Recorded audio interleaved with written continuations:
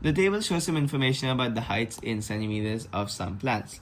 So we have the minimum, which is 11 centimeters, the lower quartile, which is the Q1 28 centimeters, the median, which is Q2, which is 37 centimeters, the upper quartile, which is Q3 and 42 centimeters, and the maximum value is 51 centimeters. Draw a box plot for this information. Let's start by labeling all of these 5 critical values with 5 different lines. So we can take the minimum, which is 11, and on this graph over here we can see that each small unit corresponds to 1 centimeter, right? Because there are 10 units in between each label, and there are 10 minus 0, which is 10 centimeters in between each label as well.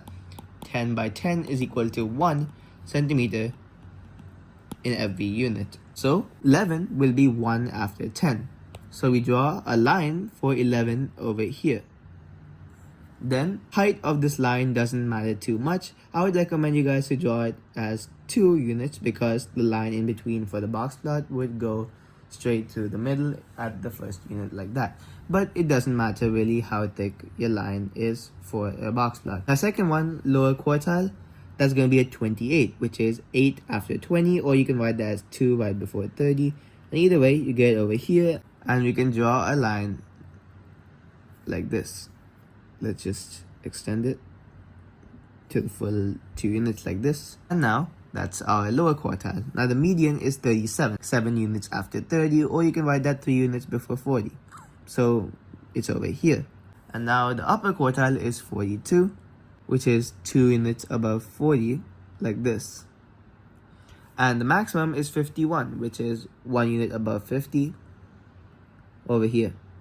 Now we have to make this into a box and whisker plot. So we have these 5 lines, and how do we connect them to make box and whiskers?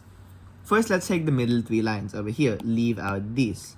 Just connect these over here. Connect the first and third lines like this, and you get the box like that.